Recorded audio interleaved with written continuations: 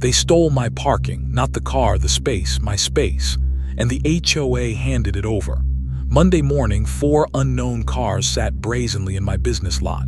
My lot, paid for, reserved, mine. The rage hit like a hammer. They'd crossed a line. For 5 years, I'd poured my heart and soul into building my web design business in this very building.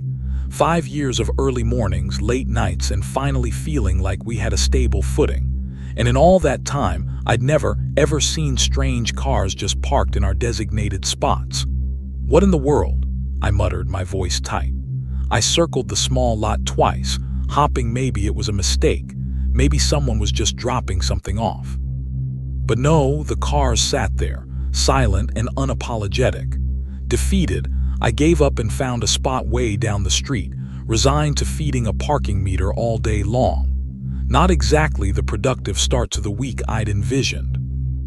Inside, my office manager, Tanya, already wore a thunderous expression. "There's nowhere for anyone to park," she said, frustration clear in her voice. "Jason and Mia are still circling the block trying to find somewhere." I dropped my heavy laptop bag onto my desk with a thud and stared out the window at the offending vehicles. They looked so smug just sitting there. "Any clue whose cars these are?" I asked, though I already suspected the answer wasn't going to be simple. "No idea," Tanya sighed, handing me a much-needed cup of coffee. "But look, there's some new sign over by the fence. Something about property management." I walked over to the window. Sure enough, jammed into the grass near our property line was a small sign, "Evergreen Property Management." Maybe they knew something. I pulled out my phone and dialed the number. A bored-sounding receptionist eventually connected me to a guy named Doug. When I described the situation, the strange cars, the lack of parking for my own team, Doug's response floored me. "Oh, yeah, that'll be the folks from Pinecrest Gardens," he said casually, like he was telling me the time. "They're repaving their visitor parking area this week." Pinecrest Gardens was the gated community of fancy townhomes right next door to our commercial building. "Okay," I said slowly, trying to keep my cool, "but why are they using my lot?" His next words made my jaw tighten. "Well, the HOA board told their residents they could park there temporarily while the work gets done." He said it so matter-of-factly, as if my permission wasn't even a factor. "Temporarily?" I echoed, my voice rising despite my efforts. "Nobody asked me. Nobody from your company or the HOA contacted me for permission." "Huh, that's weird," Doug mumbled, sounding mildly inconvenienced. "Let me check something." I heard the distant click-clack of a keyboard. "Okay, yeah, according to our notes right here, Margaret Wilson, she's the HOA president over there, said she already had an arrangement worked out with the business owner." "I am the business owner," I nearly shouted into the phone, "and I can tell you with absolute certainty there is no arrangement." The rest of the conversation was completely useless. Doug mumbled something about looking into it, about making some calls, but I knew nothing would happen. He didn't care. Why should he? It wasn't his parking spots being taken. It wasn't his employees getting ticketed on the street. It wasn't his business being disrupted. This was my problem, and apparently I was completely on my own. Okay, deep breaths. Maybe this was all just a big misunderstanding. Maybe the residents themselves didn't realize this wasn't HOA common ground. I decided to try the polite route first. I went back to my desk, fired up the printer, and typed out a simple, non-confrontational note. "Notice, this is private property reserved for XYZ Design employees and clients only. Please find alternative parking. Thank you for your understanding." I printed out a stack of them. Walking back out into the bright morning sun, I carefully placed one note under the windshield wiper of each of the 3 offending vehicles.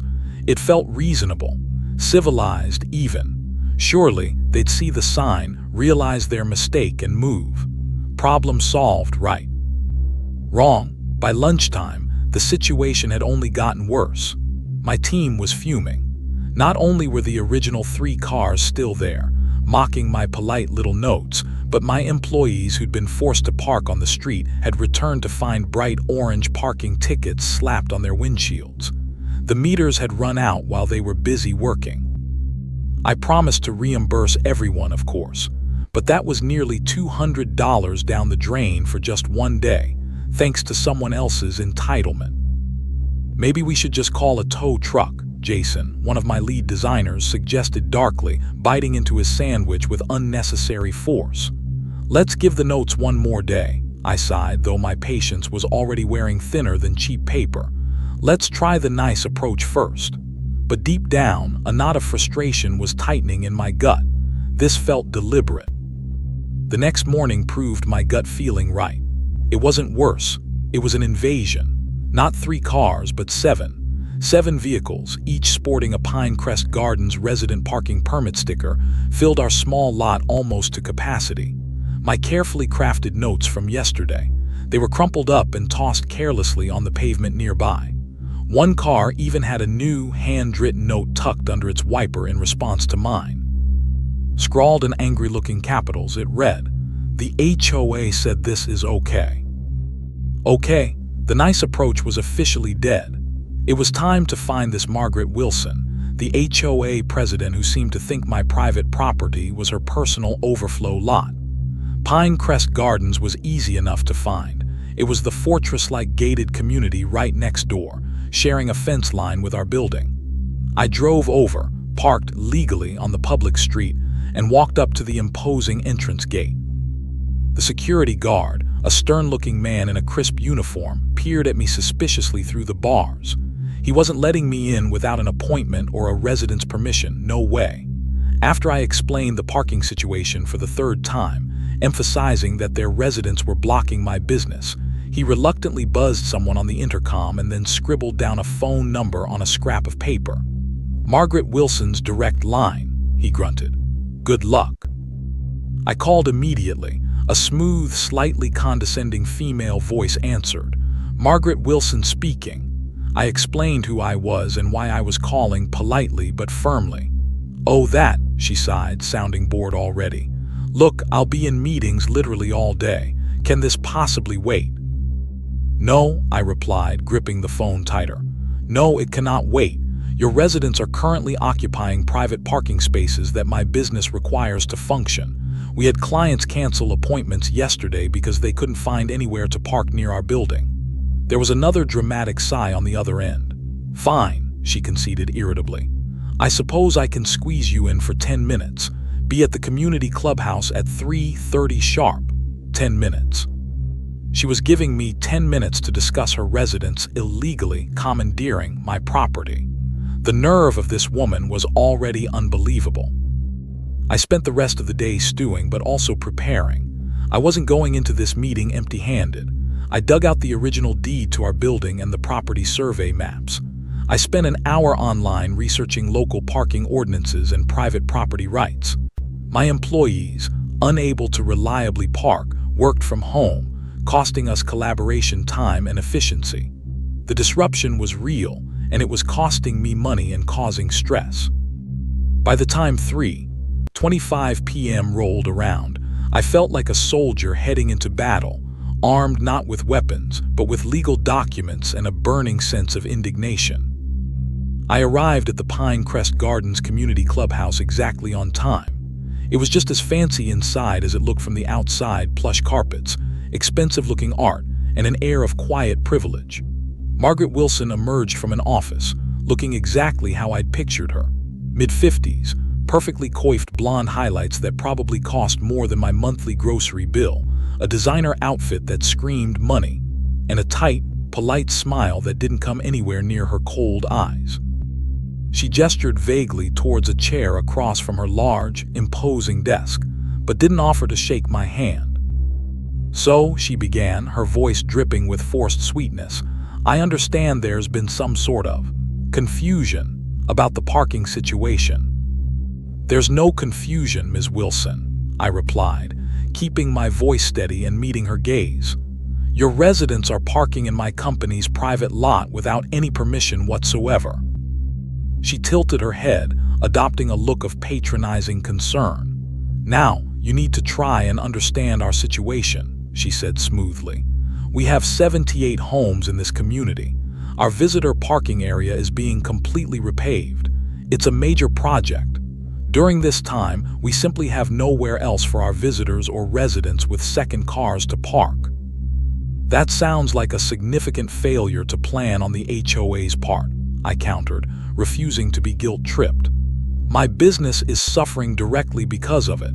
My employees can't park, and my clients are being driven away. "Oh, come now," she interrupted, waving a dismissive hand adorned with several rings.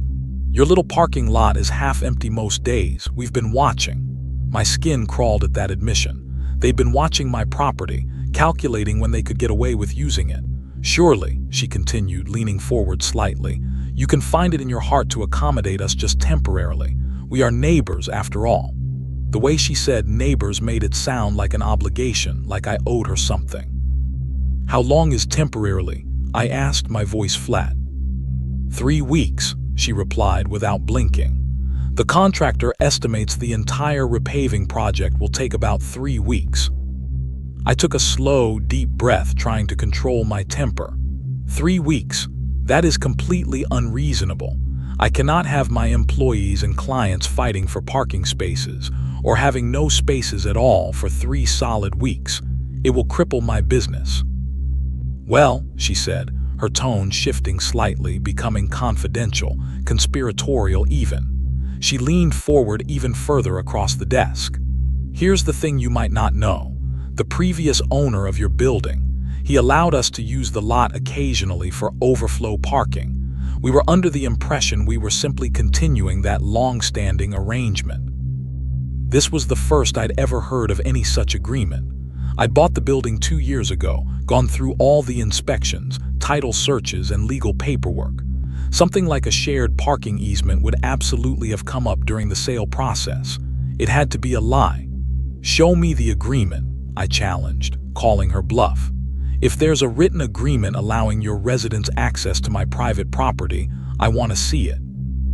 Margaret suddenly looked flustered for the first time. She shuffled some papers aimlessly on her desk, avoiding my eyes. "Well, I don't have it right here on hand, of course," she stammered slightly. "But I assure you it exists.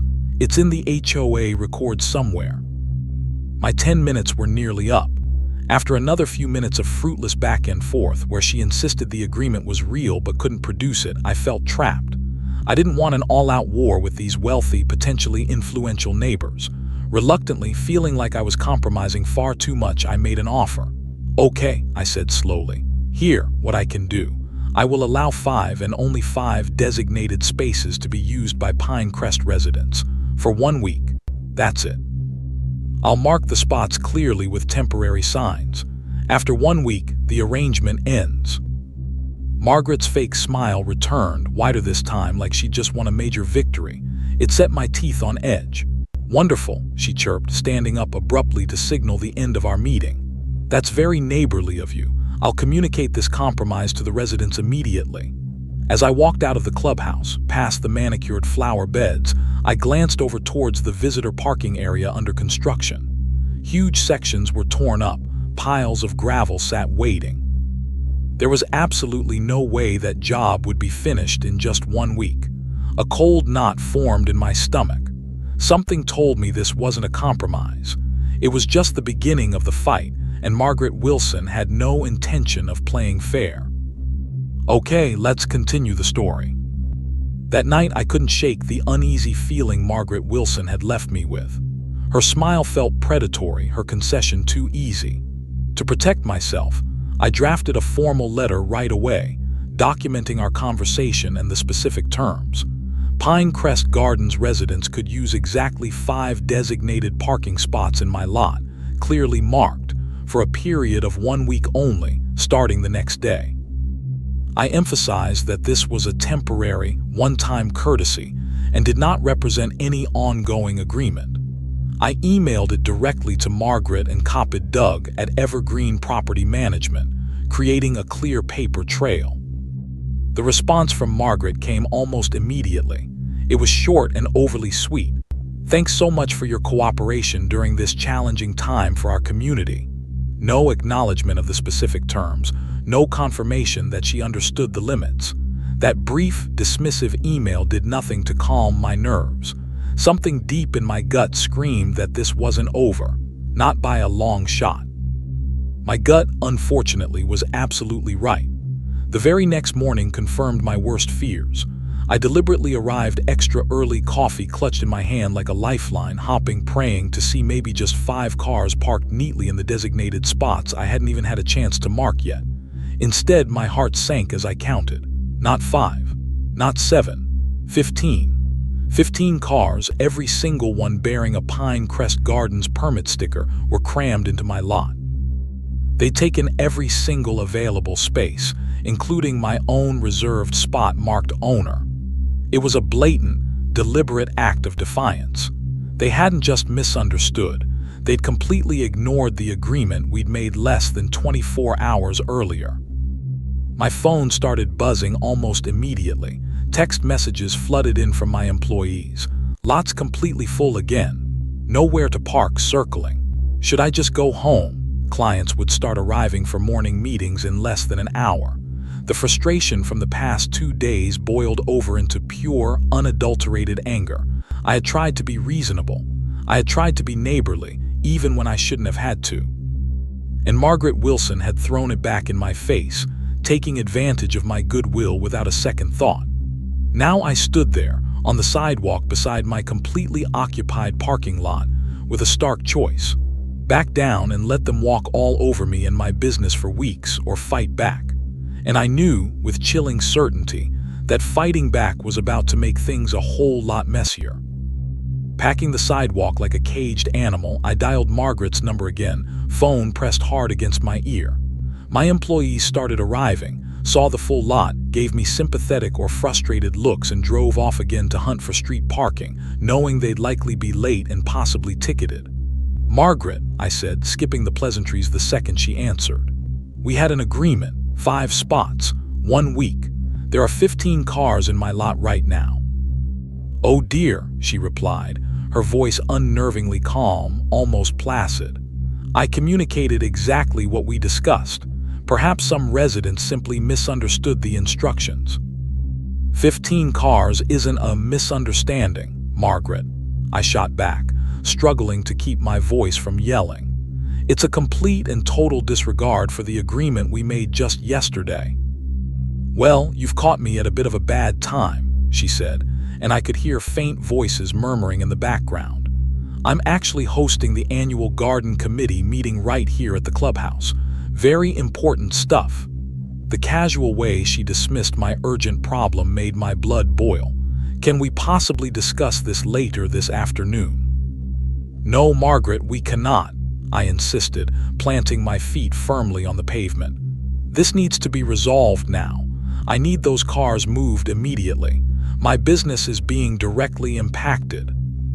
She let out another one of her dramatic sighs.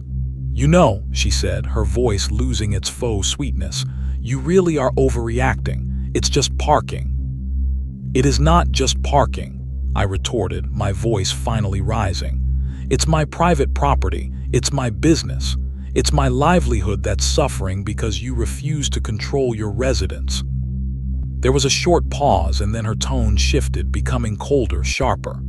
"Well," she said slowly, drawing out the word, "as I mentioned yesterday, there was that arrangement with the previous owner. So technically, there really isn't anything you can do about it. We have occasional parking rights established years ago." She was doubling down on the lie.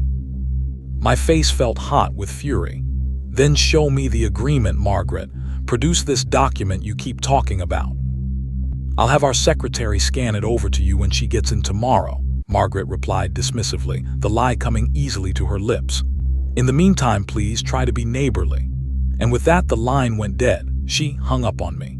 I stood there, phone still pressed to my ear, utterly furious and feeling completely powerless. Tanya appeared at the front door, holding a fresh stack of pink slips, canceled appointment notifications from our scheduling system. 4 clients couldn't find parking and just left," she said quietly, her face grim.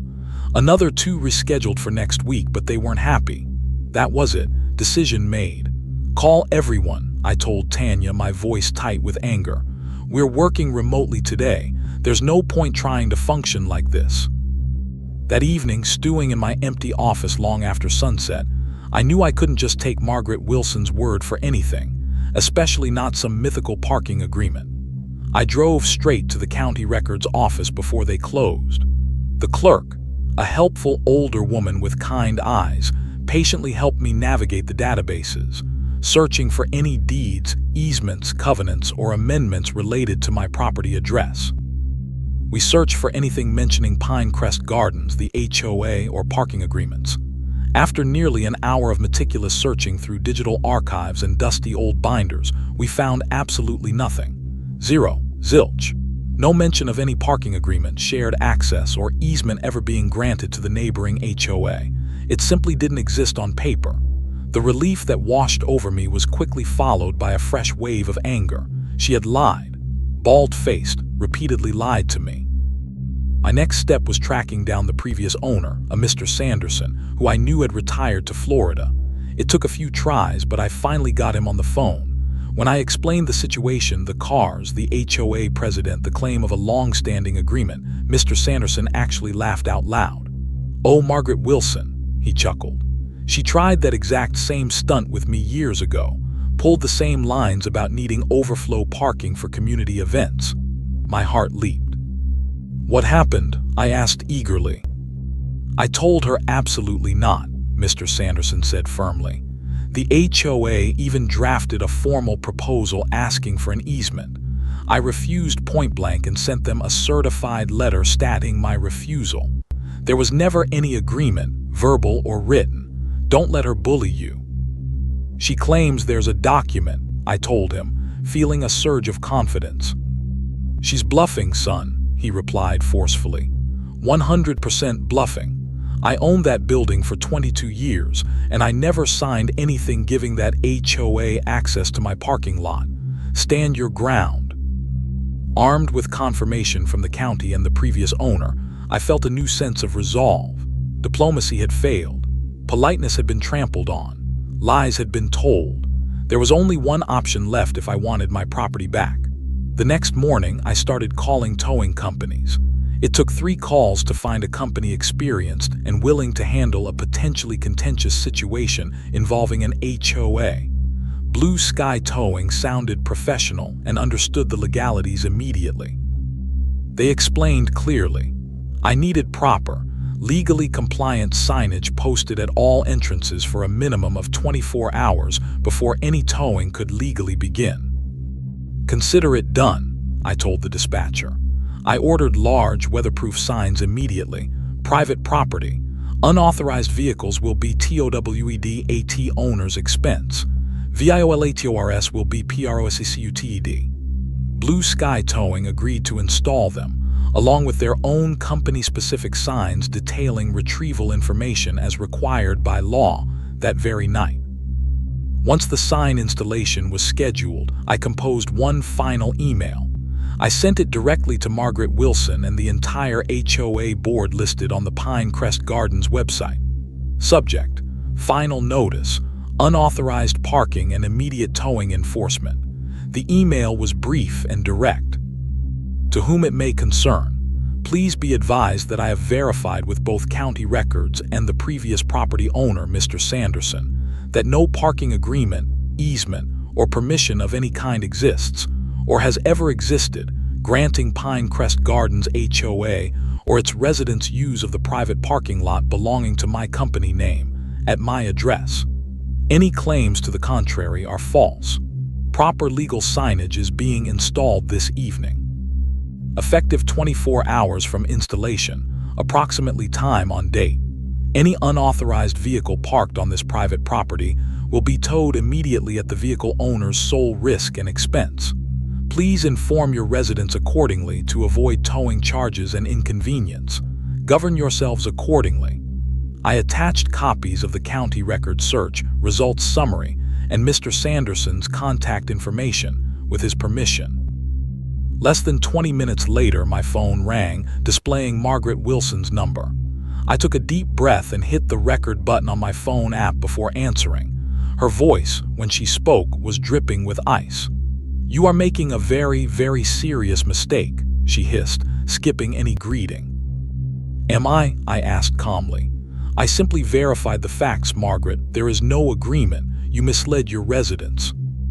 We have legal standing, she insisted, though her voice lacked its earlier conviction. Then produce the document, I challenged again, knowing she couldn't. Otherwise, the towing begins tomorrow. I don't appreciate your hostile approach to what should be a simple neighborly matter, she deflected, trying to regain control. And I don't appreciate my property being used without permission based on lies, I countered. Then her voice dropped, becoming low and menacing. You need to be careful, she said slowly. I sit on the city planning commission, you know. Making enemies with someone in my position, well, it could make things very complicated for your business in the future. Permit applications, zoning requests. Things can mysteriously get delayed or denied. It would be a shame if that happened. The threat hung heavy and chilling in the air. It was exactly what Mr. Sanderson had warned me about, her willingness to abuse her power. Are you threatening me, Margaret? I asked, keeping my voice level despite the anger boiling inside me. Are you actually threatening to abuse your position on the planning commission to retaliate against my business because I won't let your residents park illegally on my property? There was a sudden silence, a slight intake of breath on her end.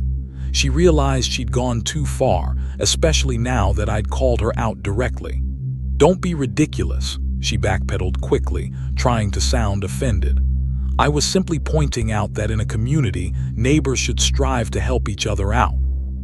The signs stay up, Margaret, I said firmly, ignoring her feeble attempt to retract the threat. The towing starts tomorrow morning. Plan accordingly. She hung up with an audible click. The rest of the day brought a deluge of angry emails from Pinecrest residents, clearly prompted by Margaret. They followed a script, accusing me of being unreasonable, demanding I honor the long-standing agreement, threatening boycotts or bad reviews. I crafted a single, polite but firm template response. I sympathize with your parking situation, however. No parking agreement exists between my property and Pinecrest Gardens HOA. I have verified this with county records and the previous owner. Unfortunately, your HOA leadership misled you. Please make alternative parking arrangements immediately, as towing of unauthorized vehicles will commence tomorrow morning as legally posted. I sent it in reply to every single angry message. That night's sleep was almost impossible. My mind raced. Was I doing the right thing? Was this going to escalate into vandalism? Broken windows? Could my small business afford a prolonged, ugly war with a wealthy and influential HOA? But then I pictured Margaret Wilson's smug face, remembered her blatant lies, and felt the cold chill of her threat echo in my ears. I couldn't let her bully me. I couldn't let her win through intimidation. Some lines had to be drawn. I sent a quick email to my staff. Parking situation update. Please arrive extra early tomorrow. Things might get tense. Tow trucks are scheduled. Bring coffee and your patience. I had a feeling we were all going to need it. The screaming jolted me awake. Not nightmares, but actual screaming coming from outside. My phone screen glowed. 6:15 a.m. 3 missed calls from Blue Sky Towing, one from my office security alarm company, likely triggered by the commotion. My heart pounded. I threw on the clothes I'd worn the day before, didn't even bother with coffee, and sprinted out to my car. As I turned the corner onto my street 2 blocks away from the office, I saw it. Chaos. 2 large tow trucks were already hooked up, hoisting cars into the air. A third truck was being blocked by a small but vocal crowd, maybe 20 people looking furious, mostly dressed in bathrobes, pajamas, and bewildered expressions. Someone was holding up a smartphone, clearly filming the entire spectacle. Flashing blue lights from a single police car, likely called by the tow company or the residents, added to the surreal scene. I parked hastily down the street and jogged towards the pandemonium, trying to project an aura of calm I definitely didn't feel. The lead tow truck driver, a big, burly guy with a salt and pepper beard and sweat already beading on his forehead despite the cool morning air, spotted me approaching. He looked immensely relieved. "Are you the property owner?" he yelled over the shouting. "These folks are raising hell. saying they have permission to be here. I'm the owner, I confirmed, raising my voice to be heard over the din. I turned to face the angry crowd. And nobody has permission to park here except my employees and clients. The signs have been up for over 24 hours, legally warning you this would happen. A woman in a bright pink, fluffy bathrobe pushed her way to the front. Margaret told us, she shrieked, pointing a trembling finger at me. She said we could park here. We have nowhere else to go with the construction. Then Margaret lied to you, I stated firmly, meeting her furious gaze. I spoke with her multiple times. I have proof there was never any agreement. She made it up. That is absolutely not true. The sharp, commanding voice cut through the crowd's murmurs. The sea of bathrobes and pajamas parted like the Red Sea as Margaret Wilson strode forward. Unlike everyone else, she was impeccably dressed in a crisp navy blue pantsuit, hair perfect, makeup flawless, looking ready for a board meeting, not a pre-dawn parking skirmish. She radiated cold fury. This man, she announced, gesturing towards me with contempt, is being deliberately difficult and unreasonable. We have had a neighborly arrangement to use this overflow parking for years. Then show them the agreement, Margaret, I challenged loudly, seizing the moment. The crowd quieted slightly, turning towards her. Show everyone here the document you keep claiming exists, the one that gives you the right to use my private property. Her eyes narrowed into slits. For a split second, a flicker of panic crossed her face before she smoothed it back into a mask of indignation. I don't have it with me right now, obviously, she stammered, waving a dismissive hand. That's because it doesn't exist, I shot back, projecting my voice so everyone could hear. What does exist is proof. Proof from the county records office showing no agreement was ever filed. Proof from the previous owner, Mr. Sanderson, confirming he explicitly rejected the HOA's request for parking access years ago. I have it in writing. My lawyer has verified it. Murmurs rippled through the crowd again. People exchanged confused and angry glances, directing their glares now towards Margaret. Her face flushed a dangerous shade of red. You, she hissed, stepping closer to me, lowering her voice menacingly, are making a very public scene. No, Margaret, I replied, standing my ground. You caused this scene. You caused it by lying to your neighbors, by telling them they could trespass on private property. Just then, an older gentleman in a plaid bathrobe stepped forward calmly. Hold on, he said, his voice carrying authority. I'm Robert Thompson, the HOA vice president. He turned to me. May I please see this proof you're talking about, the letter from Mr. Sanderson? I quickly pulled up the email chain with Mr. Sanderson's explicit statements and the summary from the county records search on my phone. I handed it to Mr. Thompson. He read it carefully, his expression growing darker and more troubled with each line. When he finished, he looked up, his gaze sharp and fixed on Margaret. Margaret, he asked quietly but with an edge of steel, is this true? Did you know about this rejection from Sanderson? Did you know there was no legal agreement when you told residents they could park here? Margaret's carefully constructed composure finally shattered. That's an old letter, she sputtered, flustered. There was a verbal agreement made later. With whom? I challenged instantly. Mr. Sanderson says absolutely not, and he sold the building years before I bought it. Robert Thompson ignored her sputtering and turned back to face her fully. Margaret, he said, his voice cold with disappointment and anger, you assured the board we had documented permission for this parking arrangement during the repaving. You assured us. As they began to argue, their voices rising, the tow truck drivers, seeing their chance, efficiently continued their work. One after another, cars were being hooked up and hauled away. Seeing this, a few residents quietly peeled away from the crowd, presumably to move their own cars before they met the same fate. Suddenly, Margaret spun towards me, her face contorted with rage. You've declared war on the wrong person, she spat, her voice trembling with fury. I am going to make sure everyone in the city knows what kind of selfish, uncooperative neighbor you are. You will regret this day. It was then that I noticed her gaze flick past me, widening slightly. I followed her line of sight. The resident who had been filming earlier still had their phone held high, recording everything. Margaret noticed it too. Instantly, miraculously, her tone shifted. She smoothed her jacket, forced a tight smile, and amended her statement, her voice suddenly dripping with false concern.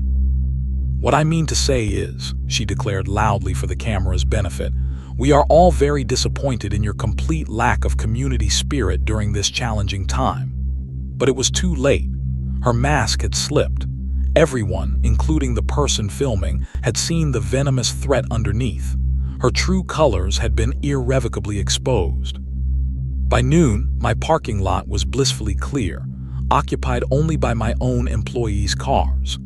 I'd authorized Blue Sky Towing to waive the hefty impound and retrieval fees for any resident who claimed their car before 9:00 a.m., a small gesture that seemed to diffuse some of the lingering anger.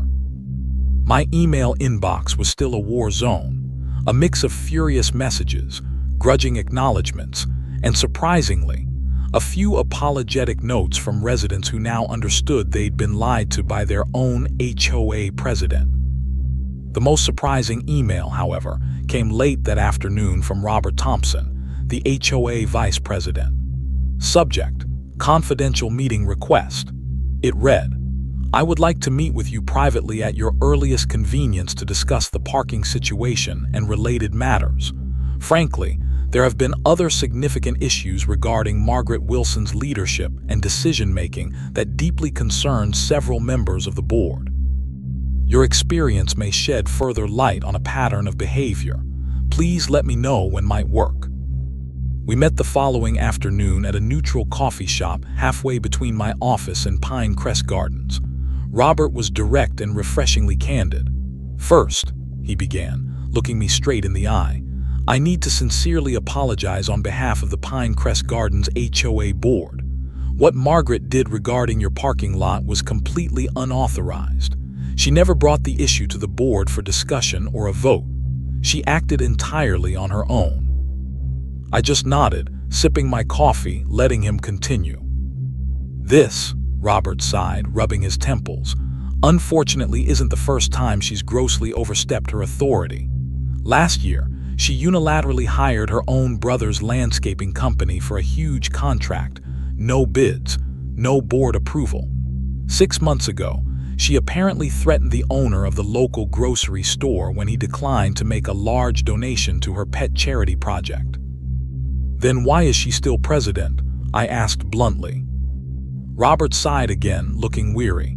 "She's formidable, very skilled at manipulating people, playing factions against each other. And frankly, most people are reluctant to challenge her directly because they know she can make life difficult for them. Like threatening people with her position on the City Planning Commission?" I asked pointedly. Robert's eyebrows shot up in alarm. "Did she actually say that to you? Did she threaten you with her city position?" "She did," I confirmed. "And luckily," I added, pulling out my phone, "I recorded it. I played the recording of our phone call, Margaret's low, menacing threat about permits and complications, followed by her clumsy backpedaling when I called her out." Robert listened intently, his expression growing grimmer by the second. When it finished, he looked stunned. That's a serious ethics violation," he breathed. "Possibly illegal. Would you be willing to send me a copy of that recording? And perhaps attend an emergency board meeting we're calling for tomorrow night." The next evening felt surreal. I found myself sitting at a long table in the Pinecrest Gardens Community Center, facing the 7 members of the HOA board. Behind them, the room was packed with about 50 residents, murmuring amongst themselves. Margaret Wilson sat front and center at the board table, arms crossed tightly, glaring daggers at me. Robert opened the emergency meeting, his voice grave. "We've called this emergency session," he announced, "to address serious concerns that have been raised regarding recent actions and potential abuses of power undertaken by our board president, Margaret Wilson." For the next hour, I watched, mostly in silence, as the carefully constructed facade of Margaret Wilson crumbled. Robert methodically laid out the issues: the unauthorized parking decision, the lies told to residents, the previous incidents with the landscaping contract and the grocery store owner. When Robert played the recording of her threatening me with her planning commission power, audible gasps filled the room. Margaret leaped to her feet, face flushed, shouting denials. "He's taking things out of context." I was provoked. I was simply trying to protect our community's best interests. But her defense sounded hollow and desperate. The evidence, coupled with the testimony of other board members who confirmed previous instances of her bullying and overreach, was overwhelming. By the end of the tense meeting, the board had voted unanimously, with Margaret abstaining, to remove her as HOA president, effective immediately. They also voted to forward my recording and details of the incident to the city's ethics committee to formally investigate her conduct on the planning commission. As I left the community center, feeling a strange mix of vindication and exhaustion, several residents stopped me, not with anger but with apologies. One elderly woman gently squeezed my hand. "Thank you, young man," she whispered, her eyes shining with relief. "Thank you for finally standing up to her. Some of us have been afraid to speak out for years." The following Monday felt like the dawn of a new era. My parking lot was blissfully, peacefully empty, except for the cars belonging to my team. I received a formal, official letter from the new HOA president, Robert Thompson, apologizing sincerely for the entire incident and confirming that viable alternative parking arrangements had now been secured for residents during the remainder of the paving project. Even better, over the next few days, 3 other small business owners in the adjacent strip mall contacted me. They'd heard what happened. It turned out Margaret had been bullying them too for years, telling one he couldn't put up a certain type of tacky sale sign, trying to dictate another's operating hours by claiming non-existent local ordinances.